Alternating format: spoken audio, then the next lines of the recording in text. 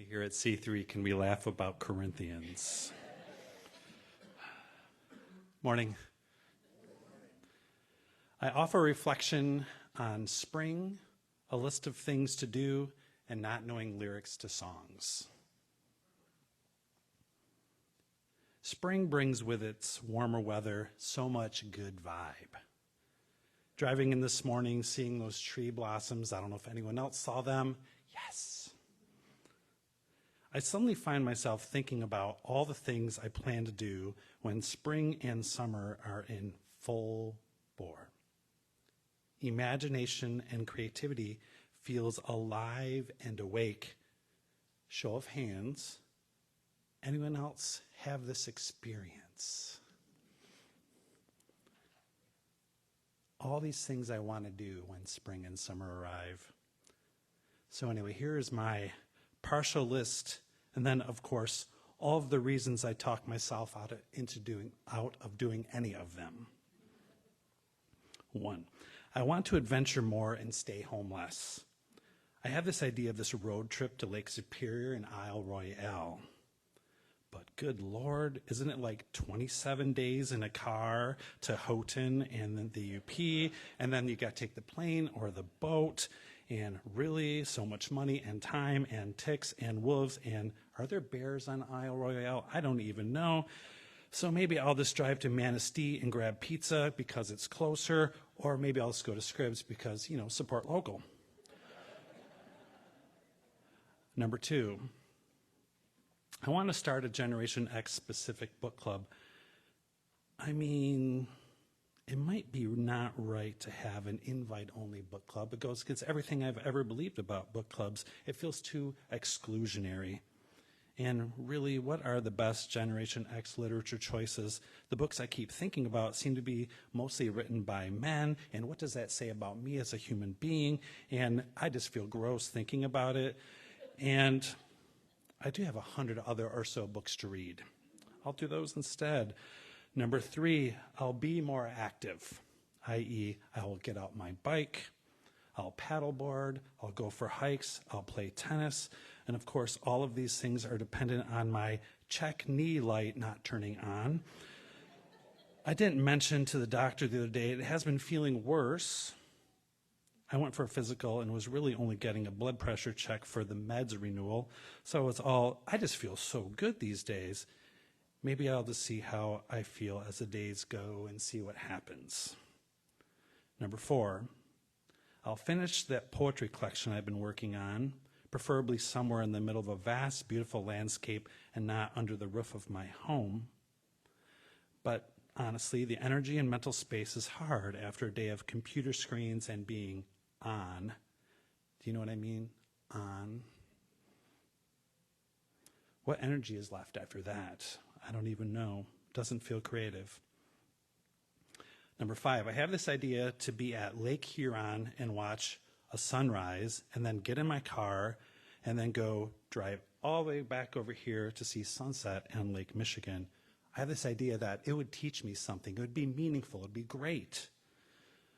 But dude, that requires a lot of paying attention to weather, making sure the skies are clear on both coasts, and it's just way too much work. So no. Number 6, I have started my regular visits to the beach out by my house.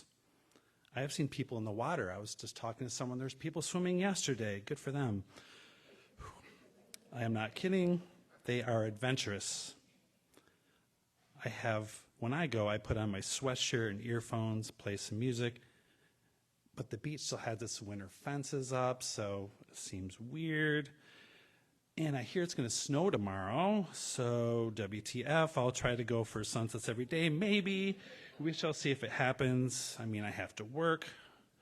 Whatever happened to those days when creative folks had patrons so they could just go to the beach and sit? I mean, I have to pay my rent and make food and get food.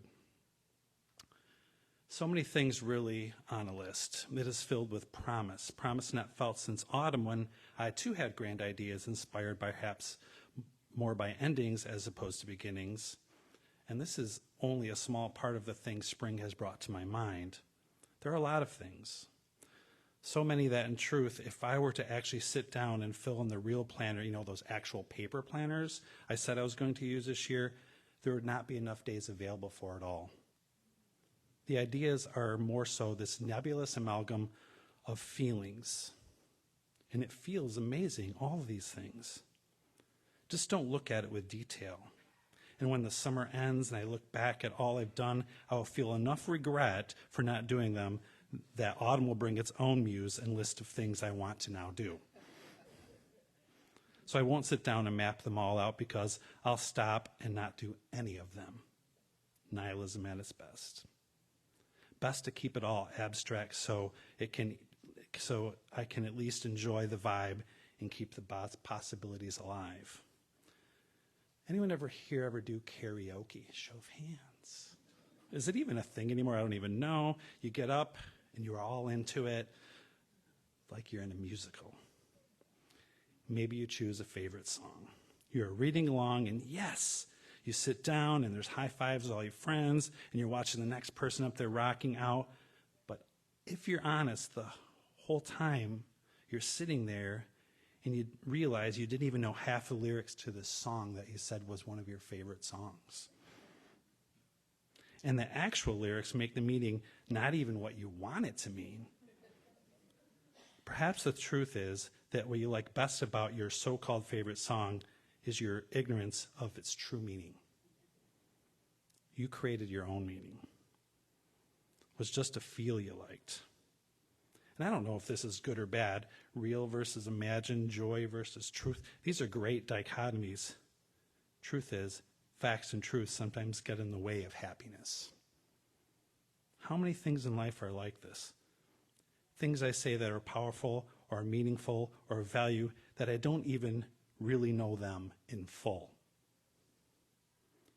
Maybe the knowing, not knowing, makes it of value. I wonder. I think it was C.S. Lewis, and please forgive me for mentioning C.S. Lewis, said, faith is one thing when it's like a twine used to decorate and tie a gift box closed. It is entirely another thing when it's a rope you are hanging from over a precipice. Is faith supposed to be that strong, or should it be more rooted in a not knowing? I don't know. And I've been asking myself a lot what I believe, and do I believe anything in enough to hang from a precipice when it feels precarious? Which gets me to right now. A challenge. There are a list of things I said as a member of C3 I value. Many of these things feel tested in this moment we are in.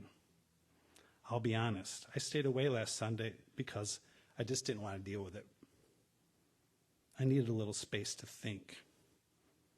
Because it is easy to feel like a failure when you have thoughts and feelings that are not in line with your values.